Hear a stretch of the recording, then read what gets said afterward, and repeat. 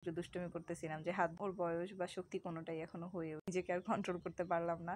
ওর সাথে পেছন থেকে বলতেছিলাম যে বাবা একটু হাসো হাসো। আসসালামু আলাইকুম সবাইকে, আশা করি সবাই ভালো আছেন। আলহামদুলিল্লাহ, আল্লাহর রহমতে আমি অনেক ভালো আছি। এই তো আমার বাচ্চাটা একা একা খেলাধুলা করছে, খেলাধুলা করতে করতে উল্টেও গেল। মাশাল্লাহ, কি আর বলবো, 2.5 মাস থেকে ও উল্টাতে পারে। এটা সব বাচ্চারাই পারে। একা একাই খেলাধুলা করতেছিল, তখন আমার মনে হলো যে এইটা একটু ভিডিও ধারণ করা উচিত, যার কারণে আমি ফোন নিয়ে বসে পড়েছি আর পেছন থেকে বলতেছিলাম যে বাবা একটু হাসো হাসো। আর ও মাশাআল্লাহ আমার কথা শোনে, হাসতে বললাম তার জন্য হাসছেও। তারপরে ওর খেলাধুলা দেখে আমি নিজেকে আর কন্ট্রোল করতে পারলাম না। ওর সাথে খেলার জন্য ক্যামেরার অন স্ক্রিনে এসে পড়লাম বাধ্য হয়ে।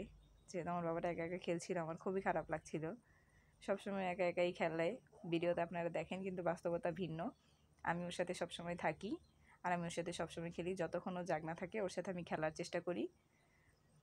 মা হলে খেলতে হবে, ওর সাথে কথা বলতে হবে, ওকে ঘুরতে নিয়ে যেতে হবে। মায়েদের দায়িত্ব অনেক। বাবারা যেরকম বাহিরের দায়িত্ব পালন করে, মায়েদেরকে ভিতরের ঘরের দায়িত্ব পালন করতে হবে। আমার বাবাটার সাথে খেলতে খেলতে ওকে আমি একদম বসায় ফেলছি। ওকে একটু কিসি দিতেছিলাম, কিসি দিলে অনেক খুশি হয়। এই তো আবার শুইয়ে দিলাম, আবারও একা একা খেলতেছে। ও আমার চেয়ে বেশি ওর আব্বুর সাথে খেলতেই পছন্দ করে। ওকে আমি বারবার হাত দিচ্ছিলাম আর বলতেছিলাম ধরো ধরো। ও সত্যি সত্যি আমার হাত ধরে।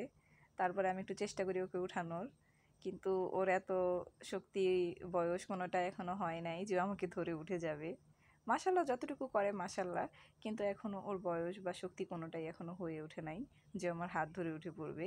কিন্তু ওকে সাপোর্ট দিয়ে উঠালে ও বসতে পারে, দাঁড়াতে পারে।